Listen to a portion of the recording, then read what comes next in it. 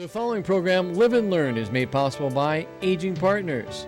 Find out more on their website. Hi everybody, welcome to Live and Learn. I'm Kim Hachia. Hey, today my guest is Pat Leach, the director of Lincoln City Libraries, who will be retiring in August. And so we're going to be talking about her career. Stay tuned. Coming up on Live and Learn, we visit a place where the chicken was hot, but the music was hotter. My guest will be Kathy Lohmeyer from The Drumstick. Stay with us. Hello everyone and welcome to Live and Learn. I'm your host, Jerry Renaud. Today we're going to have a fun conversation about radio and television, where it's been and where it's going.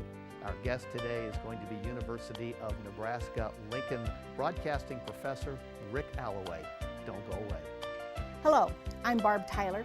I'll be talking with Cynthia Braumeyer today, who is an administrator for the Area Agencies on Aging that is within the Division of Health and Human Services. She will talk about the Get Set Up program, which is teaching technology to seniors on how to better educate themselves on different classes, as well as communicate with other family members on their personal devices. This and more on today's Live and Learn. Hi everybody, welcome to Live and Learn. My name's Kim Hachia.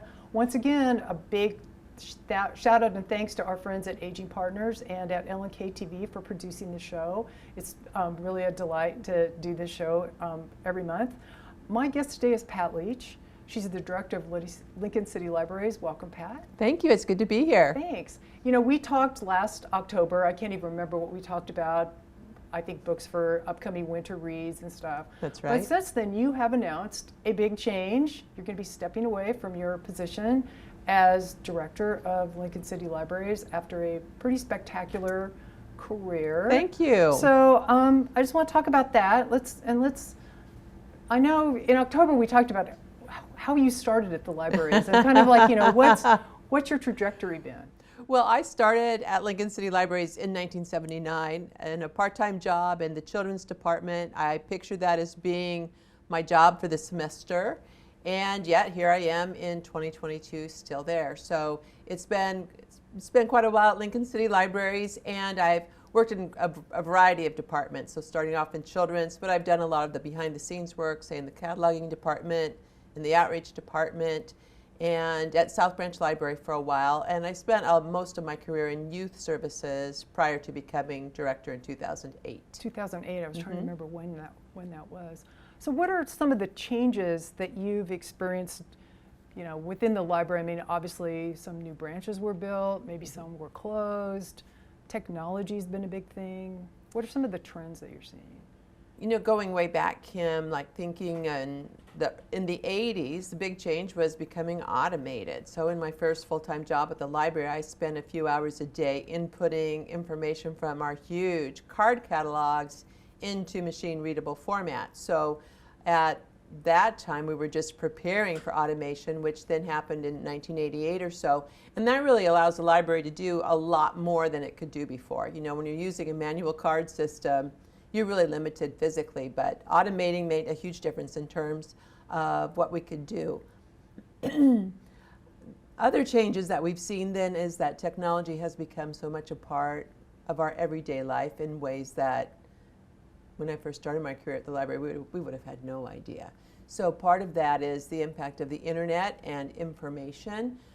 The library has always answered a lot of questions for people. And it used to be that those, what we would call reference questions, would often be what I would call almanac questions. What's the capital of Peru? What's the biggest import in France? Those kinds of things that we could answer fairly quickly. Those kinds of things are mostly handled on the internet now, that individuals will get on and do their own search. What we're finding now when people come to the library for questions is that a lot of those are questions about how to use technology. So say right after the holidays, we'll have people come in with their brand new iPad and say, help. And so it may take our staff person 30 minutes to an hour to kind of work with that person and get them going. And we also spend a lot of time with people using our computers. So if somebody comes in to do an online job application, which they've never done before, it's a lot of instruction in how to fill out a form, how to set up an email account, how to scan a document and email it. So a lot of what we do now in terms of technology at the library is help people make the most of technology. Then the other piece I would mention, of course, is that social media allows us to connect with people in ways that we weren't able to before also. So now we're thinking a lot about how do people find out about our services? How is it that they want to hear from us? So we're thinking in very different ways about how to get the word out about the things that we do. Well, I know that, when the internet was all newfangled and just getting started, and there were a lot of people that were saying, oh, libraries, they are old hat, we don't need them anymore, why are we spending money on libraries, blah, blah, blah. Clearly the library had to do a lot of, not only Lincoln City libraries, probably libraries worldwide or in general had to do some rethinking and repositioning about how are we going to serve and how are we going to remain relevant. And like there's libraries that have do spaces or maker spaces, and libraries that have lots of meeting spaces for people, which I know our libraries do. Sure. And play a big role in like literacy development or reading skills development for children, and helping like summer. I can remember way back when I was a little kid doing the summer reading program at my little favorite South Branch library, and you read your 10 books or whatever and got whatever, some little silly prize, but it was meaningful and fun. And somebody like me always tried to read all 10 books the first week. And we have a lot of people who like to finish it up quick. Yeah, and so what you talked a little bit about some of the things that you guys have had to do. So your staff has to be completely trained in a different way and completely rethinking about what it's not Marion's library anymore, is it? I don't know if it was ever Marion the librarian. However, when I think of how we see that, I often point to learning, literacy, and literature as often the heart of what we do, as well as education generally. And those things, literature, learning, and literacy, are still really important to us, but how they look, as you pointed out, is just so different. So when we're thinking about what do libraries need to do, we engage in those things in different ways. And some of the things that come to mind in terms of that are that the library offers a lot of downloadable ebooks and audiobooks through our website, knowing that that's how people read now. The piece that I think gets lost when people believe that the pendulum is swinging away from libraries or away from books and libraries is that people continue to want print books, frankly. The pendulum isn't swinging as fast or as far as we first thought it would. And I think the other piece of that is within the reading community is a key word there. So libraries as a community space where books are shared. You mentioned library meeting spaces. So libraries are also gathering spaces for people, kind of a third place where you can be with others and you don't have to keep buying things to be there. The other aspect of our work that is really important is developing early literacy and family literacy. So much of that happens in the library with our regular, we call them library learning times or story times, but a whole lot of our work also happens outside the library, spreading the word about the importance of reading aloud. And we do that a lot through actually medical appointments that we train medical professionals to talk with parents of young children about the importance of reading aloud. And then through various programs, we provide books for them to then give the family to take home for their own home library. So we see a real strong responsibility on our part to champion reading aloud in the whole community in various ways and places, not just at the library. And then the other piece of what's important in the era of internet that I spoke about before is, even though it seems like everybody has stable internet and equipment at home, the truth is there will always be people who do not. And so we have a real role to play in terms of making the technology available as well as the broadband. But the third piece of that is information and knowledge of how to use it. Right. So we'll always be helping people figure out how to use it. And I see that the library will continue to have a big role to play in terms of those things. But overall, people still visit libraries. People still want libraries to be parts of their neighborhood and community. And certainly in Lincoln, we found that to be the case. Well, like today, we're taping this. It's supposed to get to 100 degrees. The library becomes sort of a nice, cool respite for some people who may not have air conditioning or who just want to get away and just I've used the library for that purpose. I've gone to the library when my internet went down at home and I'm on a deadline and I'm like, and I drop into South Branch and it's very calm and kind of nice and cool and just has robust internet and it's Good. great. Well, I'm Yeah. thrilled to hear that you use the Yeah. library that way, and a lot of people do. So co-working spaces are kind of popular. Often those are for a fee, but a library is a place where maybe somebody who works either on their own as a freelancer or a contract person, or just somebody who works from home might choose to go to the library for a while to get a change of scenery or a change of pace. I think at our various branches, people know that in the afternoon at a certain window, using a certain outlet, a certain person will be there with their laptop. We just have regular visitors who do that, and we certainly welcome that. And our study rooms at our branch libraries that are set up for 1 or 2 people to use are really popular for that purpose, that people want a place where they're able to have quiet and do the work they need to do, and yet not necessarily be at home by themselves doing that. Well, and I've also noticed the library has become sort of this, I don't even know how to describe it, but last time I was at the library, somebody came in and picked up their free home COVID tests. That's right. And you know, during the elections, you could drop your ballot off at the library. I don't know Right. if that's going to continue, but it's just a nice community space, and being sort of multifunctional, I think is nice because it is a place that people trust the library. It's a safe, trustworthy space that you can go, and I read once where the library is one of the few places you can go and get something that you don't have to pay for it. Well, it's true, you don't. And one of the things that I think we don't tout enough is just thinking of being environmentally sensitive and careful about not overusing resources. The library really is a place where things are shared, and where the space is shared as well as our resources are shared. So we take a lot of pride in that aspect as well, which is, as I said, not necessarily something that we talk about a lot, but in our day and age is clearly very important in terms of the resources of the earth. So we're proud of that as well. Yeah, that is true. I hadn't really thought about that. So you're not just like rechurning things out. I want to go back to the idea of community. We talked about community in terms of a city, but also community in terms of people's thoughts. And I don't know how long the city libraries have been doing the One Book, One Lincoln thing, but that really does help kind of create a community of readers who can talk about ideas in sort of this shared way. I mean, it's sort of like a giant citywide book club almost. Well, it is like a giant citywide book club, and we've been doing it, I believe, we're on our 21st or 2nd year of that. And it is exactly as you described. What we want is for the whole community to be reading and talking about books.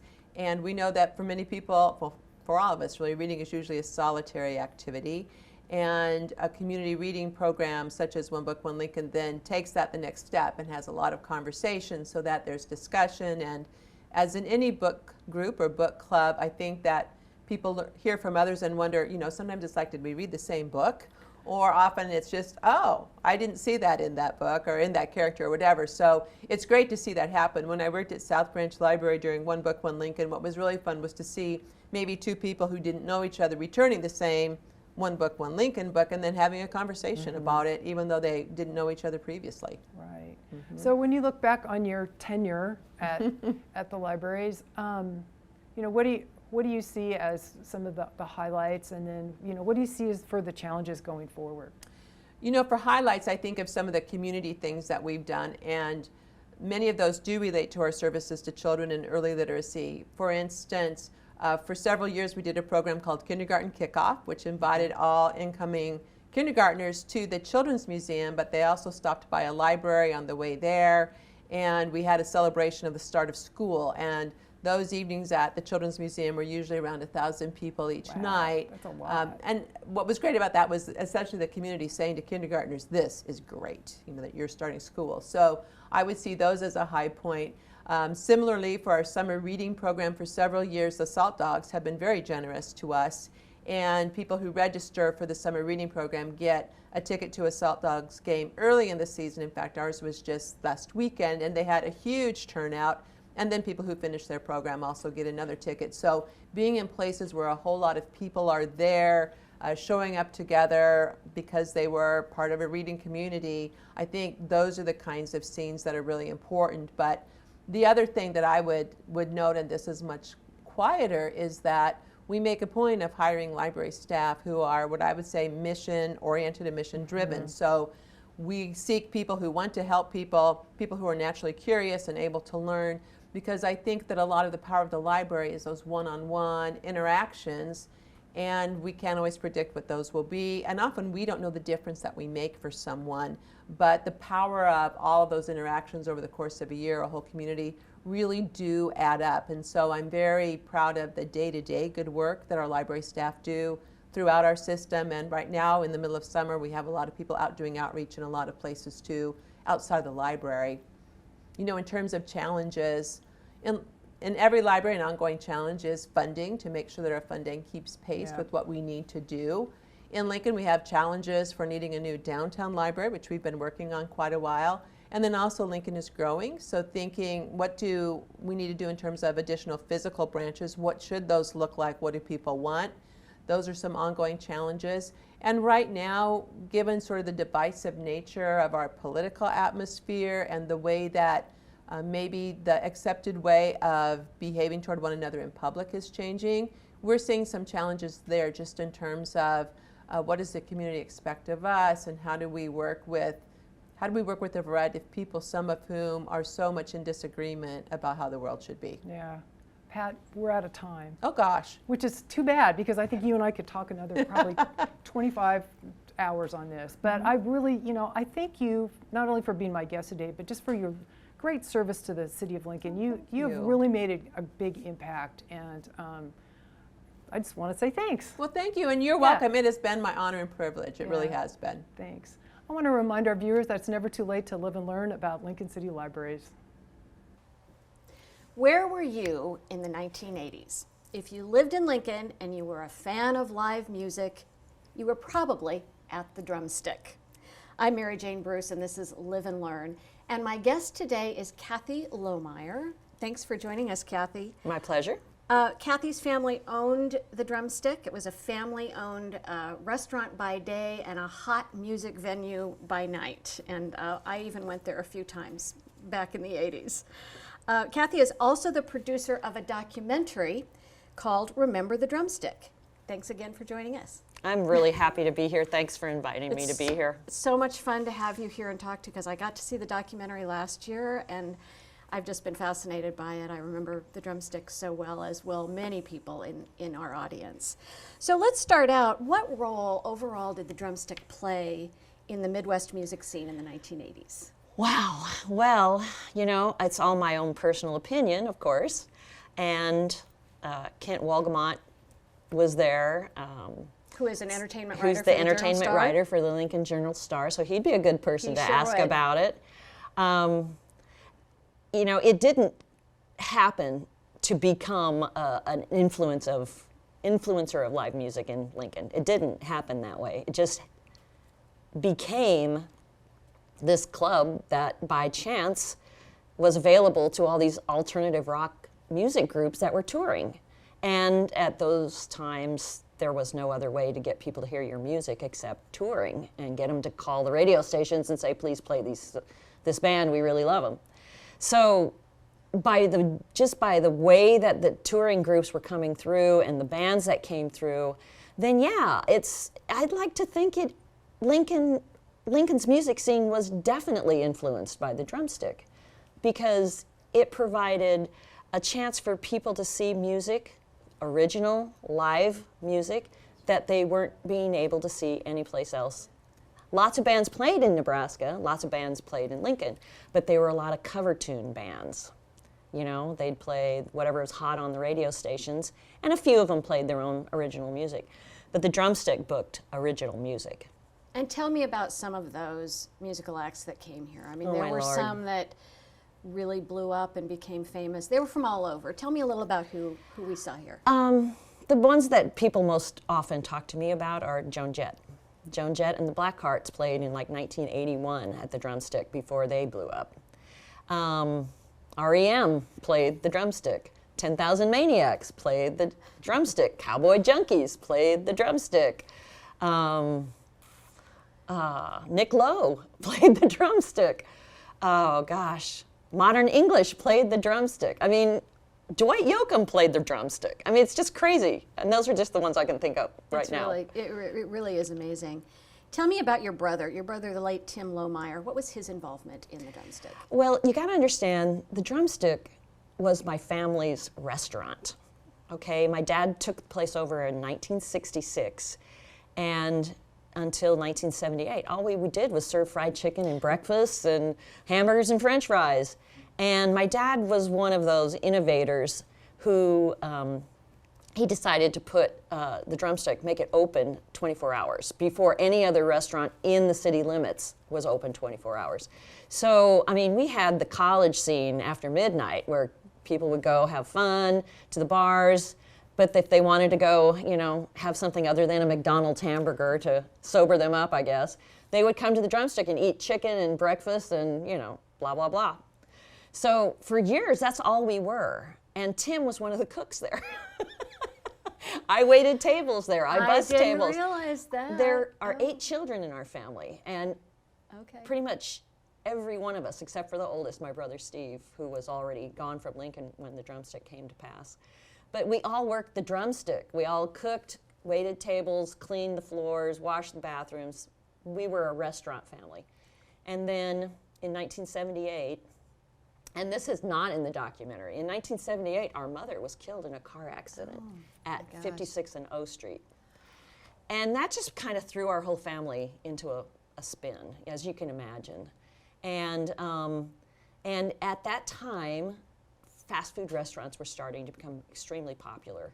And they were really eating into our lunch business, you know. Workers who only had half an hour or 45 minutes, instead of coming to a sit-down restaurant, they'd go to a fast food restaurant. So we were just, you know, reeling. My dad was reeling. Everybody was just like, oh my gosh, this was just a tragedy for us. And I had had my wedding reception at the Drumstick 2 months before my mother was killed in this car accident. And we all went, and at my wedding reception, I got to put this in there, Little Jimmy Valentine and the Heart Murmurs played there. So that was the first band that ever played the Drumstick and was for that wedding reception. And we had an absolute riot of a time. So we all went, maybe we should just book a few bands just to kind of, you know, pad the cash drawer a little bit, get a little more cash flow going. And that's how it all got started. So And Tim was kind of the driving force behind getting the bands in. We all had this idea, but Tim was the one who went, bands? Aha. He had that. Tim was the personality that went, oh yeah, we can make something happen here.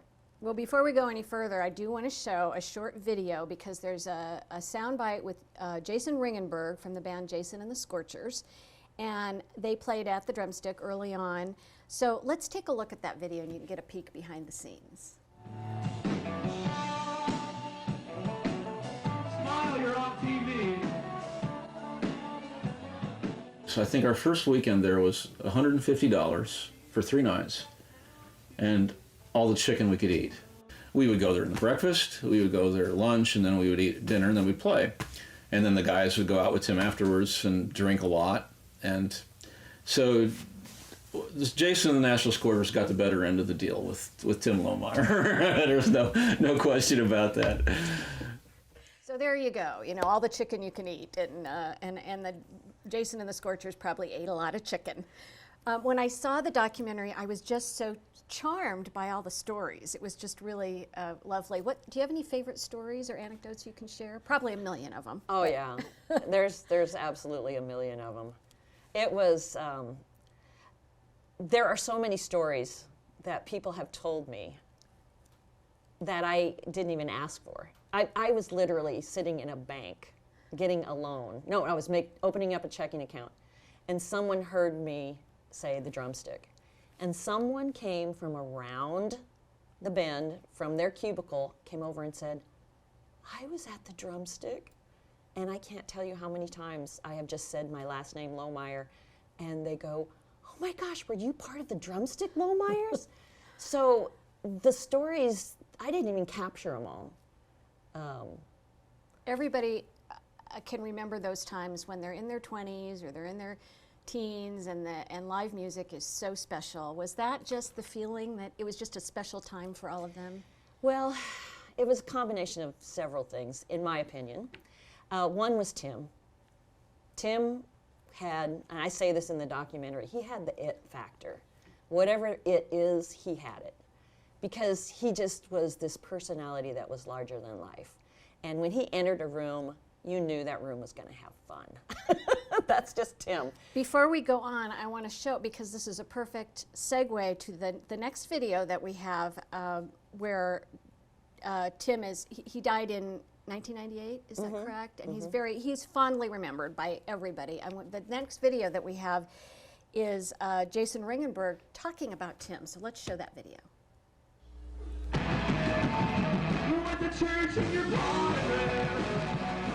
Everyone that played the drumstick remembers it and remembers Tim. He never took on the veneer of sleaziness that some people in the music business at that time did. He always had an authenticity to what he was doing and a code. You know, he had a code. He treated people right. I'm absolutely 100% certain that Tim Lohmeyer did everything he did at that crazy place for the love of music. For the love of the music. That's why Tim, what do you think about that? Was that a huge part of it for him? It was. I mean, Tim loved energy. He had this energy. And he did love music, absolutely. And he loved hanging out with these band members. And let me be honest, Tim was no angel. He partied hard. And they enjoyed him. And the music he brought through Lincoln was music that you couldn't hear anyplace else. And whether or not Tim knew that these guys were going to be big, I don't know. But he liked the music. He knew it would be great dance music. And really, I think what people remember more than just being a bar where you can go and listen to music, they would go there to have fun and get sweaty and dance and meet people. It created this safe haven, if you will, for kids who wanted more than just the cover tunes. Absolutely. It was like, you know, there's always, and I say this in the documentary too, there's always a culture of kids who are okay with, you know, whatever mass communications is putting out there, and, you know, they're good with that. But there's always a culture of kids that want more than that, or they have, you know, designs on art that means more, or is more unique, or more original, more cutting edge, whatever. And that was Tim. Tim was like Mr. Cutting Edge. He wanted to be where the new and interesting and where the action was. And he brought that into the drumstick, and he made it a safe place for everyone to go and just have fun and cut loose and enjoy. And by chance, they saw some of the most iconic bands of the 1980s in a venue where they could stand and basically the sweat could just drip on you from your favorite guitarist. You know what I mean? It's just hard to describe. What made you decide that you wanted to, you know, make this documentary and, you know, keep this memory alive? Well, I mean, the drumstick, the business closed in '87. The building was torn down. Tim died. The only thing that's left of the drumstick are the stories. That's it. So what are you going to do? Just let those stories go disappear as the people who were there and experienced it disappear as we all get older and die and get senile and, you know, can't tell the stories anymore. So you've got to, I mean, what are we as people if we're not story? We are our stories. That's how I feel. So that's why I went, well, we got to grab these stories while people still remember them. And I thought, yeah, I can do a documentary. It can't be that hard. Surprise, surprise. And I had some very wonderful people. My friend Ginger Tyson, who had worked in Image, Light, and Magic in the business out in California. She encouraged me. And then another, her friend Pat Elward, who worked for NETV as a videographer, he encouraged me. And they said, yeah, this is a good storyline. You should document this, and we'll help you get started. So that's how it all happened. Are you still hoping that you have a foundation, for example? I mean, are you hoping that you can encourage live music still today because of this documentary and the foundation and the memory of Tim? Well, when you think about what the world is like now, we are experiencing the world through this virtual reality, through our phones, through television, through streaming, through our computers. And that's cool, I mean, because you can see a lot of stuff. I mean, you can see stuff from all over the world, but it's still virtual. It's not really, it's not real. It's virtual. And what I'm hoping that the foundation can do through this documentary is tell the story of what it felt like, what it looked like, what it smelled like to be in a club with a live band that was going to become world famous and see them live and be able to see them jump off the stage, go buy a beer, go talk to them, help them move in, help them move out, you know, load in, load out, to really experience what it's like to be around and a live artist. And if I can do that, I'll feel successful. And if the foundation can help make live music accessible to young people, because a lot of people who went to the Drumstick, they snuck in as in their teens. The drinking age was 19 at the time, so you could kind of look like 19 at 18, right? So, but they were so moved, and it influenced their whole lives. So what I want to do is make live music accessible for all age groups, all backgrounds, and all abilities to pay. I mean, I can't even afford some of the shows at the arena. If this can do anything, it just keeps music alive in our communities. I could talk to you forever. I know, we could. But we're out of time, sadly. What? We just got started. Thank you for being my guest today. And Absolutely. for more information about the Drumstick and the documentary, you can go to their website, rememberthedrumstick.com. Thanks to LNK TV and Aging Partners for producing this program. And don't forget, it's never too late to live and learn. Hi, I'm Randy Jones with Aging Partners. Did you know that Lincoln expects a 75% increase in the number of seniors living in our community over the next 15 years? Aging Partners is a community service that provides fitness programs to help keep older adults strong and healthy. This year, Lincoln Cares donations are providing funds for new fitness equipment. You can help make this happen. Sign up to support Lincoln Cares and add $1 to your LES bill each month. Hello everyone and welcome to Live and Learn. I'm your host Jerry Renaud. Rick Alloway is back with us today. We're going to talk a little bit about the history of television broadcasting and where it has come and where we think that it might be headed down that path. Rick Alloway, of course, is a longtime university journalism professor and a longtime person involved in the media, both at KFOR and at cable. In an advertising agency here in town, and of course, as I said, at the university. So, Rick Alloway, thank you very much for being with us today. Pleasure to be back with you. You and I are both radio guys first, but we've certainly done our stint in television and enjoyed, I think, working on that side of it as well. So, particularly with the cable company, which afforded a lot of us as student workers an opportunity to call some games and learn behind the scenes technology that helped us well in our teaching careers. Yes, it on. did. Absolutely. We got a chance to work with a really wonderful person named Dick Bates, who ran the local cable programming part of things for a long, long time. Our thanks for him helping us out with the show a little bit today and giving us some information. Let's talk about television. Television has gone through as many dramatic changes as has radio. We talked about that the last time. But the early days of television, a couple of things interesting happened involving KFOR television and KOLN TV that really changed the television landscape for Lincoln. Well, when you say KFOR TV, people say, no, that's wrong, it's KFOR radio. But there actually was a KFOR TV that got started in the late 1950s, I think 40s. I've got the dates down here somewhere, but yes, they got started, they signed on back in 1953. One of the few times, actually, that the folks who owned KFOR radio made what I think is a mistake in judgment, and they decided after only about a year in the television business, we don't think this is going anywhere. We think our core business needs to stay with radio.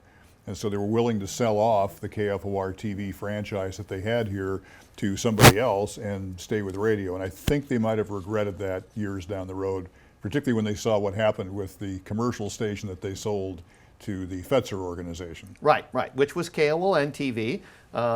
John Fetzer bought KOLN TV, and then he made a very smart move. He did, and one of the thing that he did was to say, well, I'm going to donate out of the generous nature of my heart. Yeah, he bought KFOR first. He bought KFOR, and then he donated that frequency to the dial position to the university with the idea that it would be used for educational purposes and would never again be used as a commercial station. And this was in the early days of public broadcasting and educational television, and so it allowed actually the University of Nebraska to be only the 8th state in the union to get into public television. So it looked like a really good deal for them, and it was, but to the Fetzer organization and to the new KOLN folks, it allowed them to be the only commercial licensee in the city of Lincoln because there were no other frequencies assigned to Lincoln at that time. So they had essentially bought themselves the rights to the entire city with no other competition for the foreseeable future. And in part, it was a really good thing for Lincoln because the public station became just an incredible Absolutely. And that would not have happened without Fetzer's generosity. So yeah, there very clearly was a good move for them, but it benefited both sides. Right. Now, another thing that happened was there is something in the broadcasting business called ADI, which is Area of Dominant Influence, and the Fetzer organization or broadcasters were able to figure out a way so that it eliminated Omaha from being in Lincoln's ADI. Right. The ADI is a designation that really only applies to commercial sales and the sales of advertising time, and was a Nielsen ratings way of measuring things. So by having frequencies and satellite repeaters across the state of Nebraska in places like North Platte and Scotts Bluff, the Fetzer organization could legitimately make the case that they were a statewide entity east to west, but not necessarily any further to the north, so that the Omaha market would be excluded from the crafting of the ADI that they had here.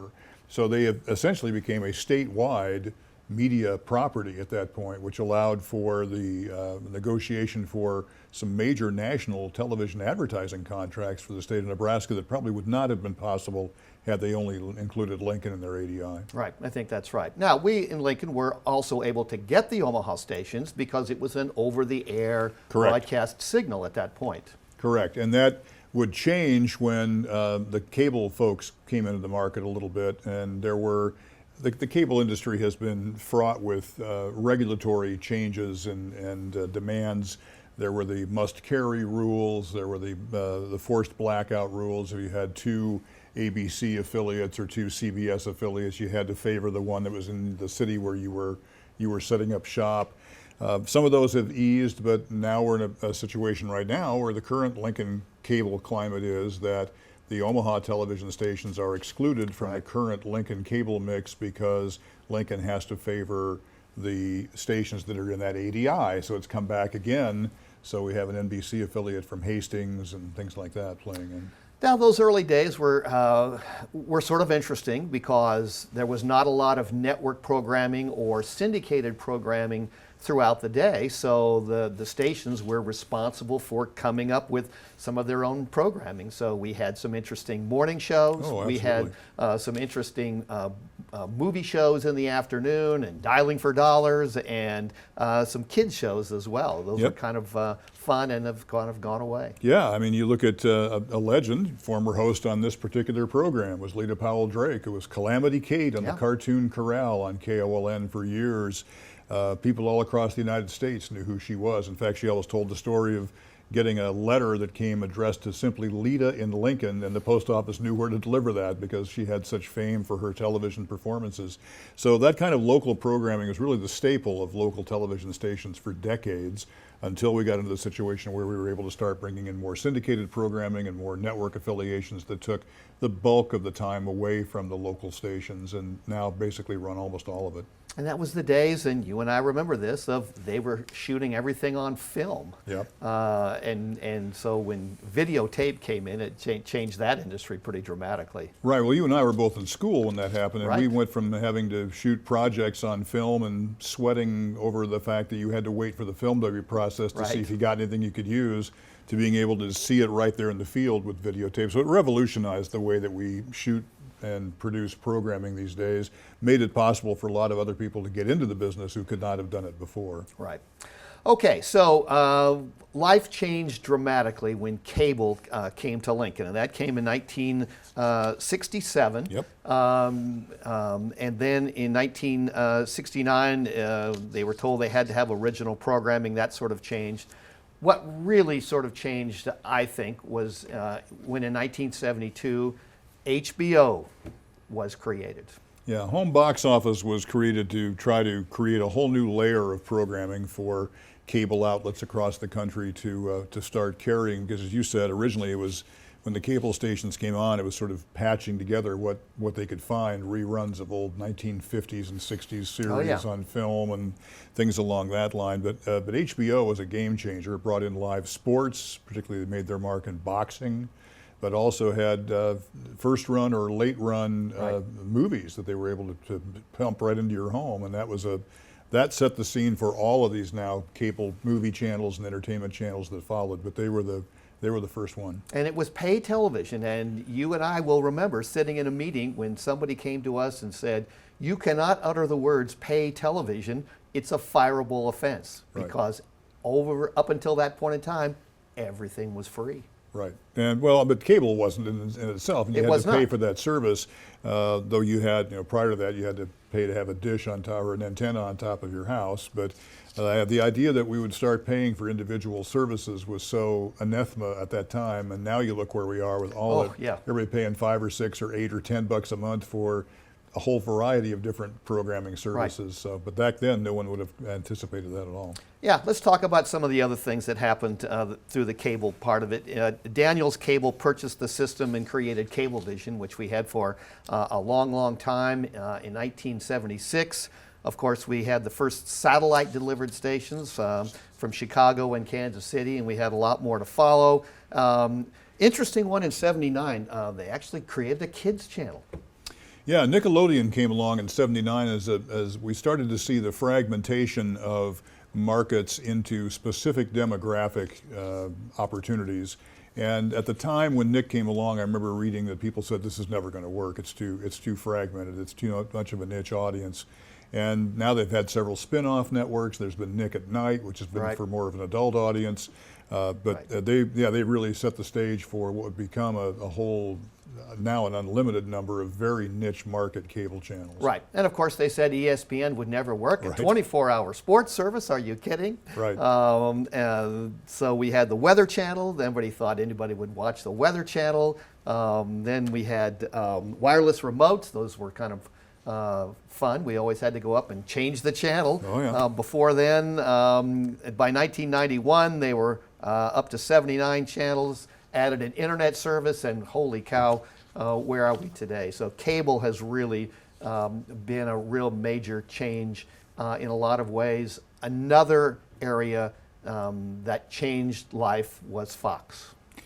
Well, and Fox was a reaction. Well, there's two different Fox stories, because you have Fox News, which was a reaction to CNN, and I can remember the opening news conference where we had Rupert Murdoch and Roger Ailes together talking about that, and Ailes said we plan to offer an alternative viewpoint to the programming that we think is primarily left-leaning in news coverage, and then Murdoch pushed in front of him and said, and we expect to make a lot of money. So you could see there was the dynamic working there, but then there was the Fox entertainment side of the business, which was the old Metro Media TV chain that people thought was just dead in the water. And everybody thought Fox was nuts for getting into the entertainment side of things, particularly when they got the NFL rights away from CBS. And people stopped laughing after that because that was a shrewd move on the Murdoch's part. And they got The Simpsons, now the longest running animated TV show in history. And Fox has become a juggernaut of the entertainment side of the business, along with the Fox News channel, which has sort of just a complete separate identity to it. Yeah, it was nice that they had some deep pockets, and again, as you say, they got the football, so so that was really a big thing. Now, let's talk about the services that are being offered out there. You alluded to it a little bit earlier, that people are willing to pay 6, 7, 8, 10, 12, sometimes more than that for the special services. We have Netflix, we have Prime Video, we have Paramount Plus, Apple TV. Yes, any number of them. The network stations are starting to get into this, and Peacock. More and more people are starting to watch more with these services than they are actual cable or over-the-air broadcasting. Yeah, the term is called untethered, meaning you want to cut yourself free from the cable connection with the idea that cable provides you with dozens of channels that you may never watch. And so if you scroll through channel after channel after channel you don't plan to watch, eventually the allure of the more specialty channels comes to light that maybe provide just the content that you want. But if you add 7 or 8 or 9 of these services at 10 or 12 or 14 bucks a month, you're not really saving yourself any money, though you may be more focused on the kinds of programs you want. And a lot of these are called OTT or over-the-top networks like Hulu and Netflix that are using your internet connection to bring in a whole new layer of programming that you wouldn't have had otherwise. So where do we go from here in the last minute or so that we have? What is going to be the future? Any ideas? Well, it's much like when we talked about radio, where the future audience is for that. TV and video content faces the same issue, but what drives both of those is that that the industry will follow where the audience is. And so if the audience wants more original content and original programming, then that will be provided to them because that's where the money will be. So I don't think anybody knows exactly what the future is. Right now it appears to be these individual networks that are being made available a la carte to you. I think that traditional broadcast television still has a place because it's free and over the air, and that's why you still see major events like the World Series and the Super Bowl and stuff delivered over the air, and election coverage. But clearly the specialty networks are where the audience interest is, so I think that's where the business will go. Very interesting. Rick, thanks so much for being here. Your insights were wonderful. Again, congratulations on your election into the Nebraska Broadcasters Hall of Fame as well. Thank you, my friend. Always a pleasure to spend time with you. Thank you. And thanks to all of you for being with us today. I'm your host, Jerry Renaud.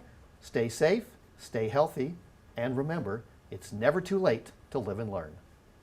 Hello, I'm Barb Tyler, and today I'm delighted to welcome Cynthia Braumeyer, who is the administrator for the statewide Unit on Aging today. Cynthia, what is this new program and who is it geared towards? We have signed a contract with Get Set Up, and they are an online digital literacy and training platform. They're located in California, but they are serving 160 countries, and there are 4.5 million people participating in classes. It's we are designed it to sort of bridge the digital gap for literacy for seniors. These classes are taught by and for people 50 and over, and you can learn virtually anything. There are a couple of classes that start out, and one is to get familiar with your equipment, and the other one is to learn how to use the application and sign up for classes. There are small live classes that are held primarily so that people have an opportunity to interact in a small group. It's also designed to help with social isolation. During the pandemic, we've had a lot of people, locked in their homes and not able to travel and not able to go to their regular social activities, and this is just one more little step that we could do.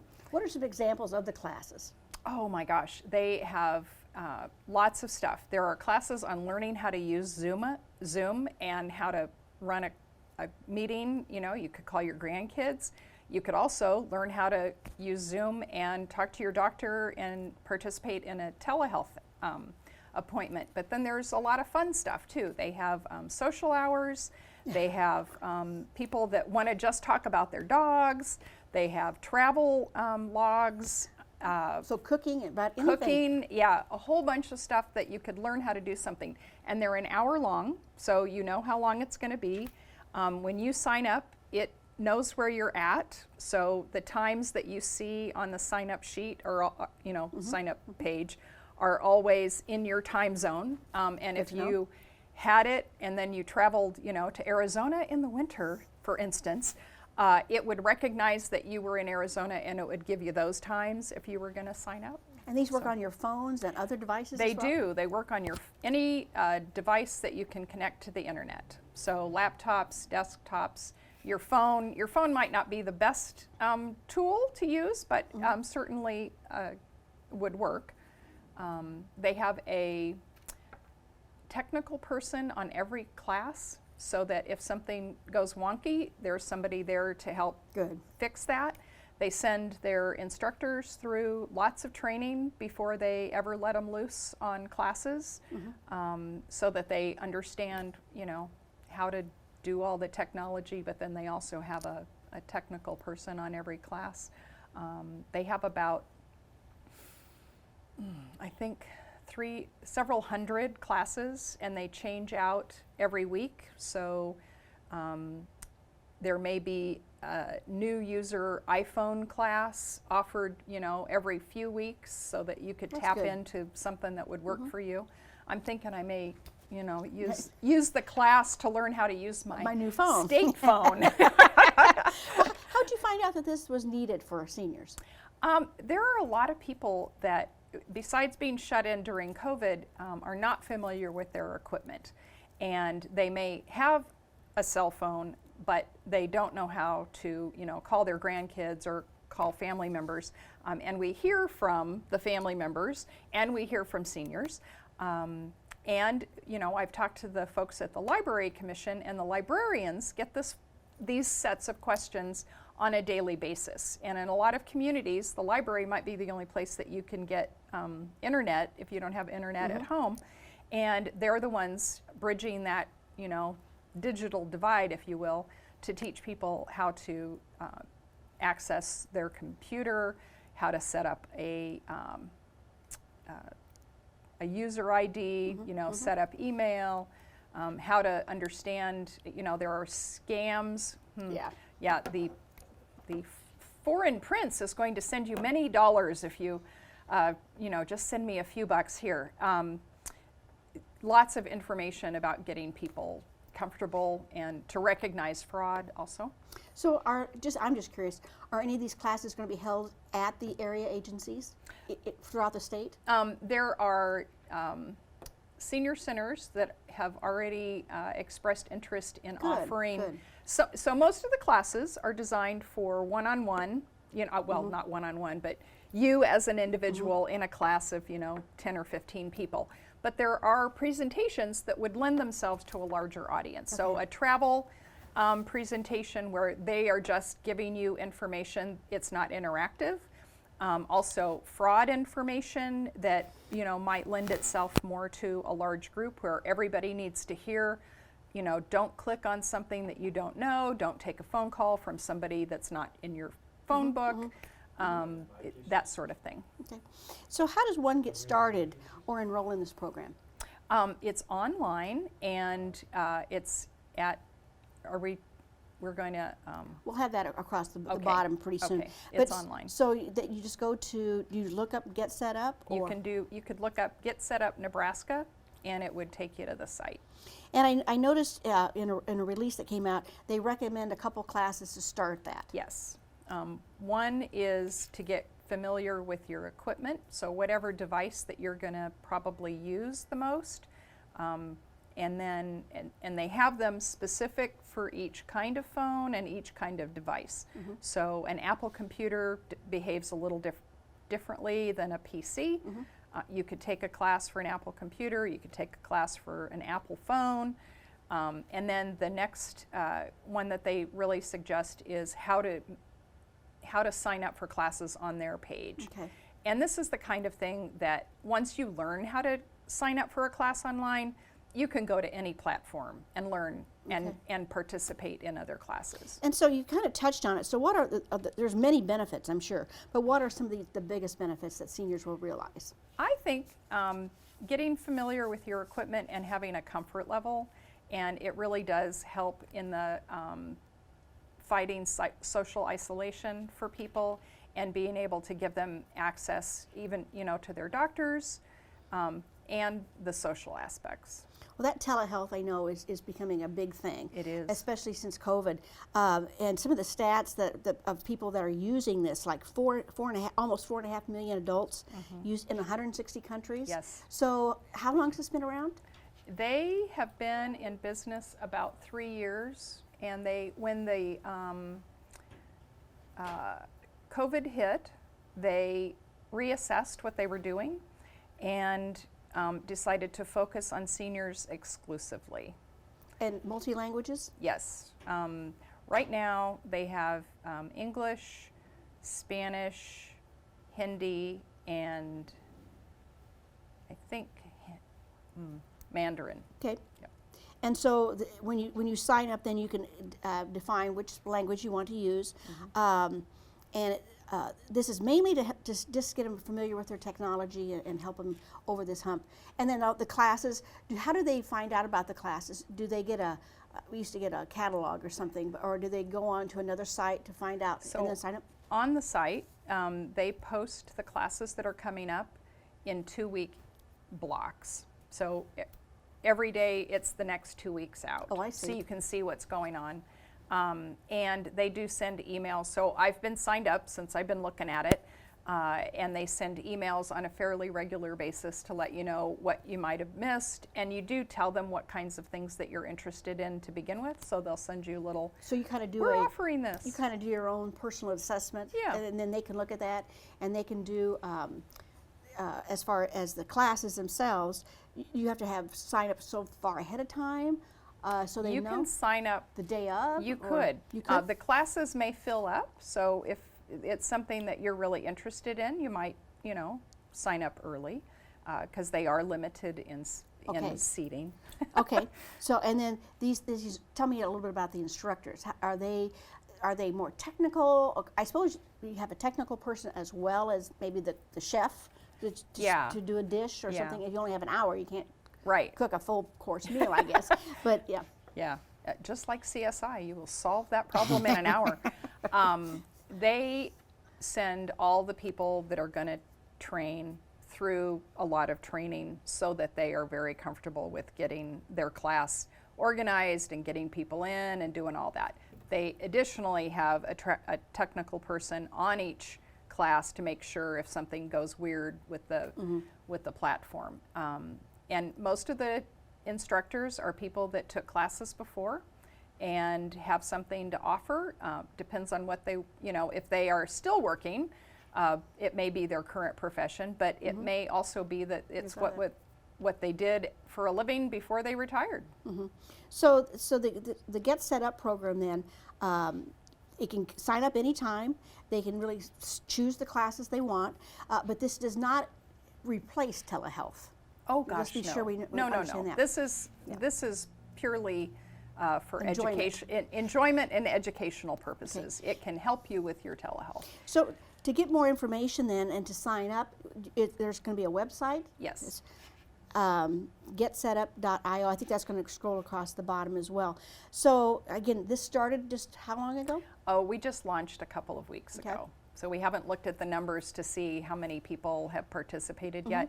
And I guess it's important to also tell you that we signed a 1-year contract and we bought, 20,000 classes to see how it goes. 20,000 then for this, so that'd be 20,000 individual classes for individual people. Yeah. It's not 20,000 topics. No. Okay. There might be 20,000. There might be. Yeah. So that's interesting. So again, I guess my big thing would be for people out in western Nebraska that maybe are kind of isolated with new broadband coming on. This is going to be a big help to them. Yep. I think it's a good time to educate our population, and since broadband is gaining attention in the legislature and funding, and the Public Service Commission and the vendors that provide internet service, I think that it's a really good time to be promoting more digital literacy. So anything else you would like to add about the program? How are you going to measure the success of it when it's all said and done? I think we will see how people interacted and what classes they took. The vendor will extend our contract if we haven't used all 20,000 up, so we will get to use them if it extends past the contract date. We'll just extend it with a no-cost extension and finish them up. We're interested to see what the participation is, what kinds of classes people are interested in, and see, you know, there may be gaps that we identify. We have not decided to do any individual classes that are Nebraska specific, but we could. That's one of the options that we could exercise. Well, I need to have you back then in about a year and see how it went. Yes. So, well, I want to thank you for taking time today to talk about this new technology and how it helps others to educate and connect with family. I think that's going to be a big part of it. And I hope you all enjoyed the program today. Please tune in again for more segments. And remember, as always, it's never too late to live and learn.